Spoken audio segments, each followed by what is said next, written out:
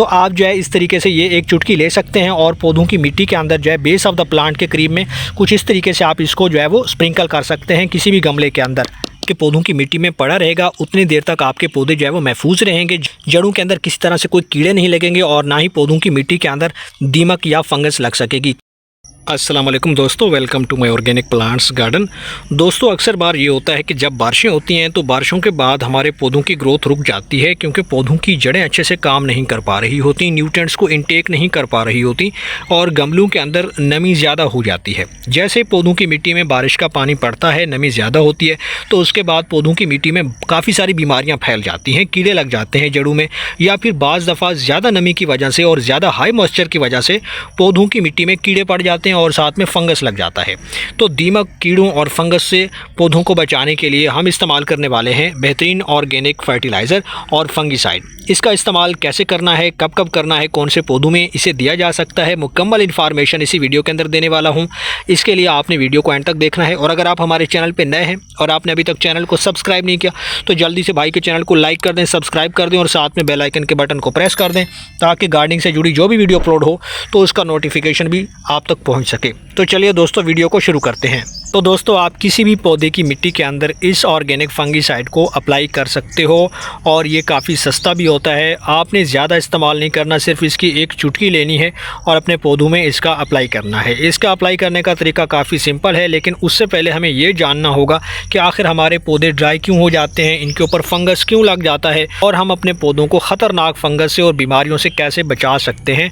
तो ये पॉइंट काफ़ी इंपॉर्टेंट है दोस्तों। समझने वाली बात यह है कि आप पौधों को प्रॉपर सनलाइट में नहीं रखते, यानी कि शेडी एरिया में जब तक आप पौधों को रखोगे तो फिर उसके बाद पौधों के ऊपर जो भी ग्रोथ है ये भी नहीं आएगी, ना तो फूल आएंगे, ना कलियां आएंगी, ना पौधा घना बनेगा और पौधा बीमार हो जाएगा। क्योंकि आप क्या करते हो, जब भी गमलों के अंदर आप पानी देते हो, वाटरिंग करते हो, तो वाटरिंग करने के बाद पौधों को आप शेडी एरिया में रख देते हो ज़्यादा धूप से बचाने के लिए। अब ये गलती आप इसलिए करते हो कि आपके पौधे जो है वो ज़्यादा सनलाइट से कहीं ख़राब ना हो जाएं, जल ना जाएं, इनके पत्ते ख़राब ना हो जाएं, तो पौधे की ग्रोथ तब भी रुकती है। क्योंकि किसी भी पौधे को जब तक आप प्रॉपर सनलाइट में नहीं रखोगे तब तक आपको वो रिज़ल्ट नहीं मिलता, पौधा बड़ा ही नहीं होता, पौधे की ग्रोथ स्टार्ट ही नहीं हो पाती, पौधा अंदर ही अंदर बीमार हो जाता है। सनलाइट में पौधे को ज़रूर रखें दोस्तों।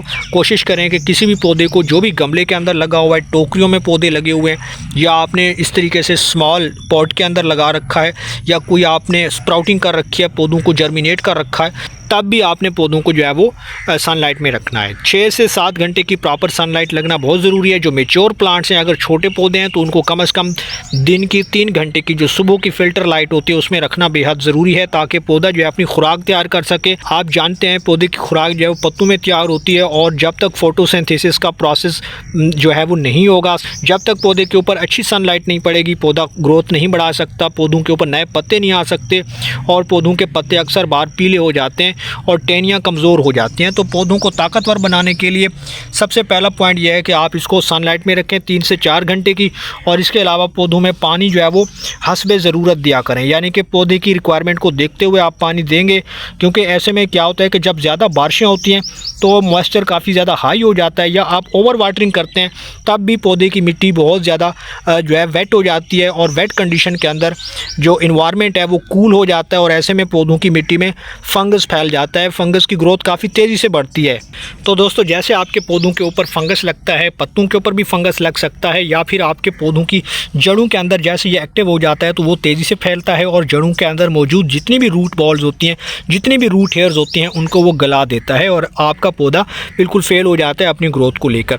तो ये गलती आपने नहीं करनी। बरसात हो रही है, बरसात का मौसम है, तो ऐसे में पौधों को पानी देना गलती होगी, मिस्टेक होगी और मेजर मिस्टेक होगी। इससे आपका पौधा जल सकता है, ख़राब हो सकता है। और इसके अलावा पौधे को प्रॉपर सनलाइट में रखेंगे तो पौधे की ग्रोथ काफ़ी शानदार चलती है और इसके ऊपर हरे हरे पत्ते भी लगते हैं। जितने पत्ते ज़्यादा होंगे, जितना पौधा घना बनेगा, उतनी खुराक तेज़ी से तैयार करेगा और साथ में जड़ें भी नीचे से काम करेंगी। इसके अलावा पौधों की मिट्टी के अंदर आपने गुड़ाई करनी है दोस्तों।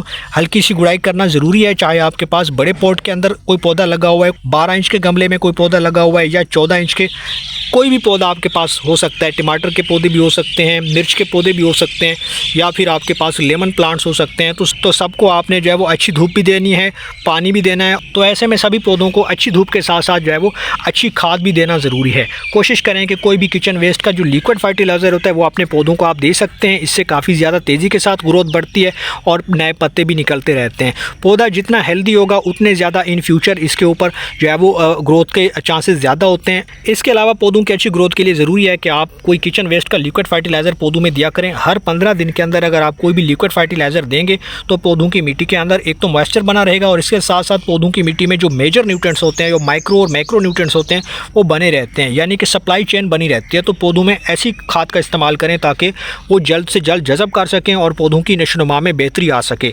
तो ऐसे में आप कोई भी लिक्विड फर्टिलाइज़र दे सकते हैं। केले के छिलकों का फर्टिलाइज़र काफ़ी बेहतर रहता है, वो काफ़ी ज़्यादा तेज़ी के साथ पौधों की ग्रोथ को बढ़ाता है। टहनियाँ मजबूत होती हैं, जड़ें मजबूत होती हैं क्योंकि उसके अंदर पोटाशियम काफ़ी मिकदार में पाया जाता है। तो नेचुरल फर्टिलाइज़र का जितना ज़्यादा इस्तेमाल करेंगे पौधे उतने आपके हेल्दी बनेंगे।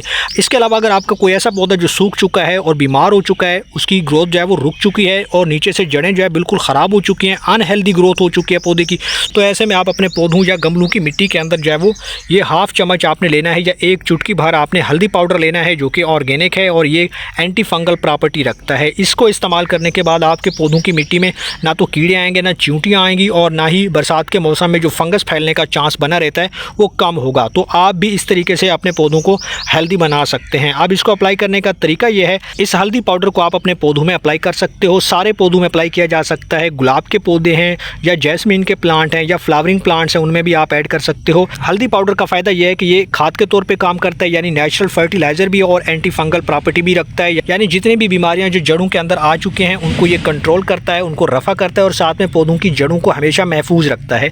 तो आप जो है इस तरीके से ये एक चुटकी ले सकते हैं और पौधों की मिट्टी के अंदर जो है बेस ऑफ द प्लांट के करीब में कुछ इस तरीके से आप इसको जो है वो स्प्रिंकल कर सकते हैं किसी भी गमले के अंदर। इसको आप ज़्यादा भी अप्लाई कर देंगे तो इसका कोई नुकसान नहीं है क्योंकि ये ऑर्गेनिक है और ये आपके प्लांट्स को ज़्यादा फ़ायदा देता है। तो इस तरीके से आप अपने पौधों की मिट्टी में हल्दी पाउडर का इस्तेमाल कर सकते हो। दोस्तों यहाँ पे जितनी देर तक ये हल्दी पाउडर आपके पौधों की मिट्टी में पड़ा रहेगा उतनी देर तक आपके पौधे जो है वो महफूज रहेंगे, जड़ों के अंदर किसी तरह से कोई कीड़े नहीं लगेंगे और ना ही पौधों की मिट्टी के अंदर दीमक या फंगस लग सकेगी। तो इस तरीके से आप पौधों की ग्रोथ को बढ़ा सकते हैं। उसके बाद आपने कोशिश करनी है कि इसे कुछ इस तरीके से अपने हल्के हाथों की मदद से जो है वो इसको मिक्स कर देना है। आप चाहें तो इसको हल्का सा पानी भी दे सकते हैं, लेकिन अगर मॉइस्चर ज़्यादा है तो फिर आपको पानी देने की ज़रूरत नहीं है। इस तरीके से आप पौधों को महफूज बना सकते हैं, छोटे पौधों को महफूज बना सकते हैं। फ्लावरिंग प्लांट्स हैं, फ्रूटिंग प्लांट्स हैं, तो आपकी मेहनत ज़ाय नहीं होगी और इस तरीके से आपके पौधे नेचुरली ग्रो भी करेंगे और उनके अंदर फंगस लगने का चांस भी कम होगा। तो उम्मीद करता हूँ कि आपको ये वीडियो पसंद आई होगी। वीडियो पसंद है तो वीडियो को लाइक कीजिए, शेयर कीजिए और भाई के चैनल को सब्सक्राइब कर दीजिए।